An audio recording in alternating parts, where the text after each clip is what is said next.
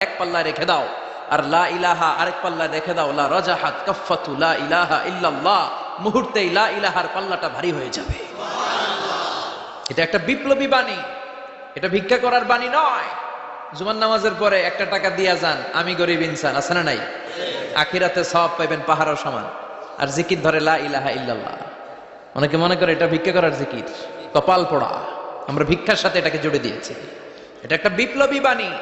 এই বাণীর অর্থ, এটার ইম্পর্টেন্স, এটার সিগনিফিকেন্স আর তাৎপর্য যে বুঝে, সে আল্লাহ ছাড়া কারো সামনে মাথা নত করতে পারে না। চিল্লা এখন ঠিক কিনা? তাফসীর ফি জিলালিল কুরআনের রচয়িতা সৈয়দ কুতুব শাহিদ, নাম শুনছেন? গোটা বিশ্বব্যাপী তার নাম আর ডাক। তিনি ফি জিলালিল কুরআন লেখে গোটা বিশ্বের যুবকদের অন্তর কাঁপিয়ে দিয়েছিলেন।